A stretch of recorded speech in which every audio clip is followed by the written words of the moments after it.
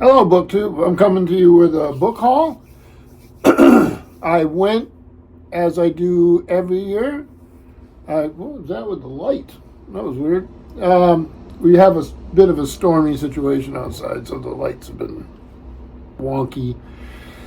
And I'm out on the porch, but I'm actually in my wife's little office instead of my little book room that I film in frequently because it's just cold out there and it's wet and damp outside, and it's just easier.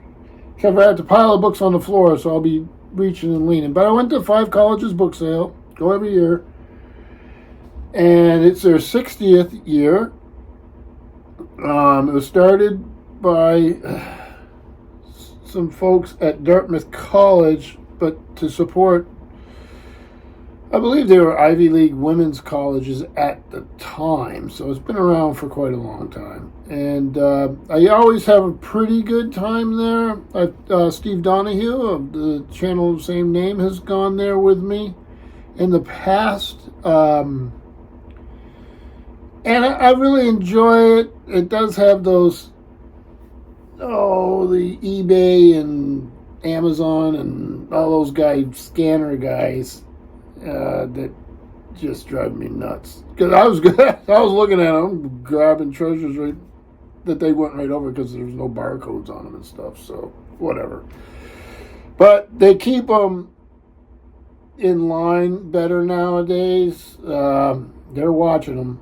If they get out of hand or if they make the regular customers upset, they'll find themselves out in the parking lot. So that's fine. And most of them were polite today. I did meet a viewer of the channel. He walked up and said hi, which I really appreciate. I didn't get his name. We talked for a few minutes, and that's nice. You know, you're going about your bookish business, and you get to say hi to somebody, and that was really neat. So if you're out watching, thank you. I appreciated meeting you, and I got some treasures. So let me get right into it. So some of these are to replace books. I just found versions I like better, and some of them are new to me or to my personal collection. I don't think any of them are new to me. But anyway, so because I don't have enough copies of The Greek Myths by Robert Graves, I got another one. I've got the Folio Society set of this. I've got a little 2-volume one in a box that actually this is the same thing but combined, and I just have a soft spot for these things and for Robert Graves stuff. So you'll see even inside it starts off and it'll say volume 1. Well, volume 2's in here, and I just fall for this book every time. So this will be one I don't need that I will keep and actually sort of treasure. So how am I going to do this without dipping in and out of the camera? That's no other way to do it. I'm just going to do it the way it is. Then I got a Penguin Classics, Apollonius of Rhodes, The Voyage of the Argo. So one thing I do with these, you check them for underlining. They're used in schools, right? And the town I was in, Dartmouth's in, so I did see some stuff I didn't take because of the underlining. I think I took one thing that had underlining on one sentence out of the whole book, which makes no sense unless the person just underlined it and decided, well, I'm not into this. The next thing I got here is 3 different volumes. It's the John D. Sinclair translations of Dante's The Divine Comedy. So you have Inferno, which I read last year. You have Purgatorio, which I finished this year. I've been reading the Mandelbaum translation. And then this is Paradiso, which I'm about to start. Tom over at LA Books has been doing a lot of teaching with this stuff, and I've learned a lot from him. And then PBS, Public Broadcasting Television, has a Dante program that I've been partway through that's really well done. You can just probably, I don't know if it's Ken Burns or not. It might be. If not, just correct me in the comments. So I've learned a lot from that. And then I have one of those, the teaching company, the great courses things. Some CDs that I've been listening to, all to help me get through this. A lot of people read Inferno, right, and never get to the other two. And I think there's a famous quote, I'm not going to get it exact, but you'll get the idea, from Dorothy Sayers, who's a great translator. She did the Old Penguins of Dante, and she says, if you only read the Inferno as trying to learn, it would be equivalent to trying to learn about and enjoy Paris by only going through the sewers. So I take her advice to heart, and I will try to finish up this year with Paradiso. I had thought I had read a little more than the Inferno, but as I read along, I realize I'm not right about that. Then these. Again, this is a multi-volume set. This is Drake and the Tudor Navy by Corbett, volumes 1 and 2. Things weigh a ton. All right, so I'll just take the volume 1 here and give you a feel for it. Okay, it is, let's see here. Get this. Turn these pages. They don't want to turn very well for some reason. The struggle with everything today. This, see if they get any publication information on it. So here is one of those little onion skin paper protected images, and this is Drake. This is by Julian S. Corbett, Longmans Green and Company, 89 Paternoster Row in London, and then New York and Bombay, and this is from 1899, the volumes. And so it's Drake and the Tudor Navy, with a history of the rise of England as a maritime power. Right up my alley. Just the sort of thing that I like. It does have illustrations in it. I want to be real careful with this book because I haven't really examined how sturdy it is. It seems pretty sturdy. So very happy to find these, and I didn't have them. Then, hopefully my voice isn't going in and out. I'm sure it is when I lean down to get it. I'll try to speak only when I've reached the book and brought it back up. This is a Timms and Hudson publication. Philip Matizak, The Classical Compendium, a miscellany of scandalous gossip, bawdy jokes, peculiar facts, and bad behavior from ancient Greeks and Romans. Lovely little thing. Nice little hardback. This, here's the inside. This came out in, where are we at? 2009.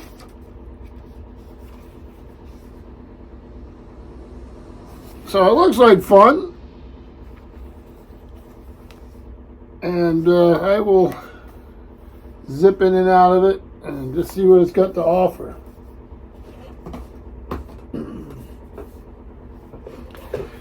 Next, this one really interests me. Well, they all do, but this is Keats, A Brief Life in 9 Poems and 1 Epitaph by Lucasta Miller. Nice little thing. It is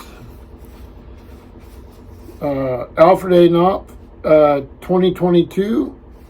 And it says, from one of today's most admired and original literary biographers of 19th century lives, a dazzling new look into the short but intense life and remarkable works of one of the greatest lyric poets of the English language. Seen in a new light, not as the disembodied and ethereal romantic saint of myth, but as a complex man whose poetry was created on the edge. And so she does this by exploring the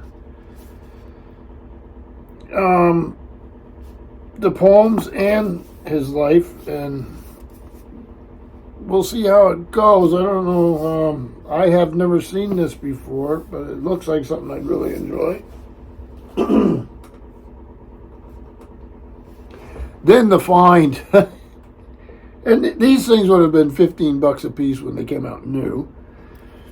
But this is Sir Earl Stein, his Ruins of Desert Cathay, Personal Narrative Explorations in Central Asia and Westernmost China. And these are Dover volumes. Which one's number one? This is 1 and 2. I have his other book, On the Track of Alexander. He was an amazing character, this guy. I have never read these. I've read little excerpts here and there in travel anthologies. And in the back here is a thing with maps. So these old Dover publications could be quite nice. And I was happy to... I got both of them combined for $4. So I was very happy to have them.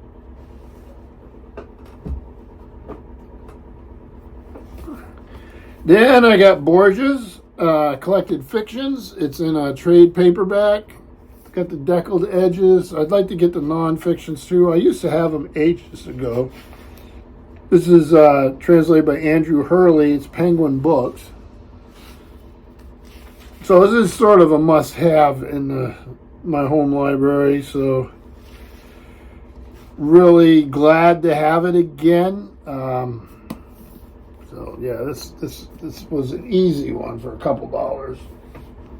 And then this one I have in 2 paperbacks. It originally came out in really large format books.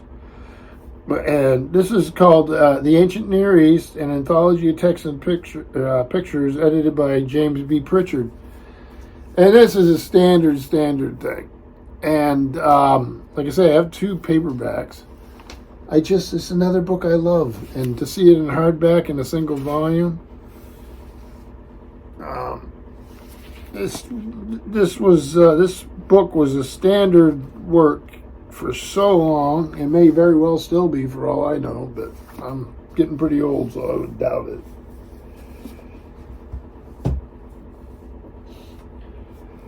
And this is the book that had one underlined sentence. It was about Pelagius. But the book is Celtic Spirituality, and this is the Classics of Western Spirituality series. Boy, I have trouble speaking sometimes, don't I? This series is quite good, and I used to have quite a few of them, and I don't anymore. So I was thrilled to find this for $1 or $2. This is translated and introduced by Oliver Davies with the collaboration of Thomas O'Loughlin and a preface by James McKay. And you'll have, The Voyage of Brendan. Has some Welsh poems, The Irish Life of Bridget, The Life of Patrick, of course. Big discussion on the sources. Oh boy, yeah, this is just going to be Pelagius on the Christian life. So this is just going to be wonderful. I actually used part of it in a paper once when I was in school, so good volume to have. And then this next one, I tried reading this on an ebook. And I've read a lot of this author's other books. And I did it with Steve Donahue's book club. And there were so many errors in the ebook, I gave up on it. So I'm going to pick it up again where I left off. And this is A Distant Mirror by Barbara Tuchman. And the story's fantastic. And the 14th century gives us back... has 2 contradictory images. On the one hand, a glittering time of crusades and castles, cathedrals and chivalry, and exquisitely illuminated books of hours. And on the other, a time of ferocity and spiritual agony, a world plunged into chaos. Certainly true. So this is a chance for me to finish this up. It's not an uncommon book to find, but it was in such good shape. I thought, well, I'm going to grab it and I'm going to finish reading this thing. Everything I've read by her I've always liked.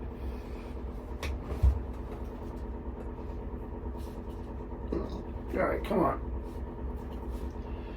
This next one was sort of a chance. I wasn't aware of it, but it caught my eye.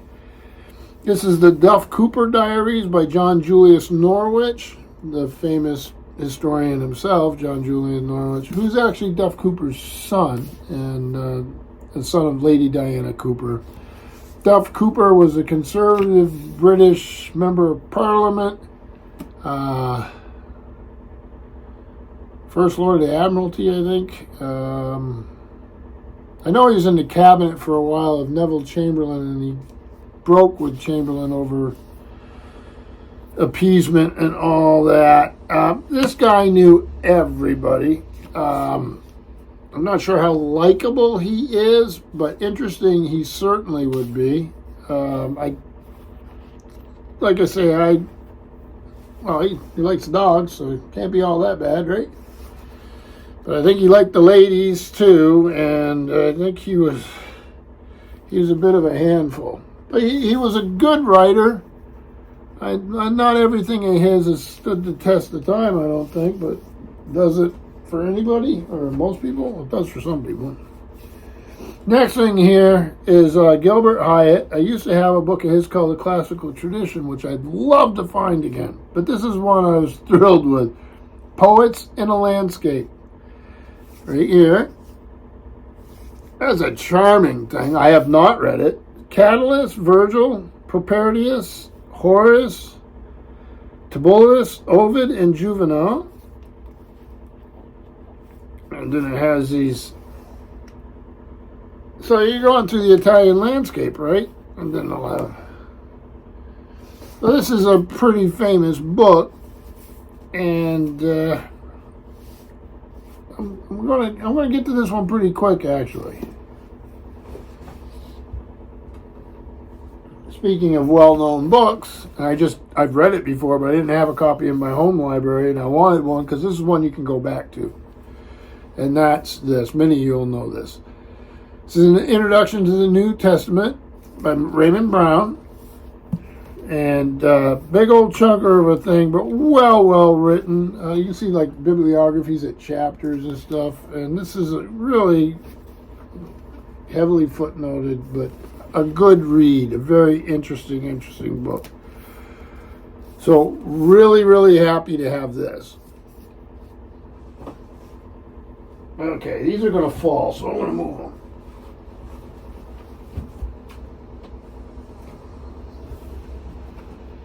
So they say you should never duck out of camera range, but they say a lot of things, right? Actually, they're right. I shouldn't do that, but it's the only way I can possibly get this video done. Then I gotta go find a place to shelf all these. It's a never-ending refrain on this channel. So this is, I have these in paperback. I found them today in hardback for a couple dollars a piece. I have to use some alcohol pads on them to get them perfect looking, but it won't be a problem. They have little ribbon markers. And this is The Odyssey of Homer, translated by Robert Fagles. A little bit of nothing that hard. And the introduction by Bernard Knox. Then it's got these little. So I got this. And I have a buddy who wants my paperback, so that's going to work out good. And then The Iliad of Homer, translated by Robert Fagles. Again, introduction by Bernard Knox. And these were $3 a piece. I don't think this one has a ribbon marker, but it has something else that's sort of cool. In the back, I open up the back. All right, so I just open up back end papers. And it has a catalog for the Loeb Classical Library. And then it has Harvard University Press, a little flyer for classics. Probably would give me the name of the... Yes, it does. It gives me the name of the guy who owned these. I will not read online because he did not tell me I could. But it's sort of fun. This light is real. I don't know if you can see it, but he keeps getting bright and dark. So, really happy to have the two. Like I said, I have a friend who wants my paper ones, so we will get that done. And then there's one more book. And I remember when this came out. It was so cool. This is Mea Cosmos. 3,000 Years on the Shaman's Path. David Friedel, Linda Scheel, who's passed away for sure, I know that. Joy Parker. And they were the authors of A Forest of Kings about man, which was a wonderful book. And this is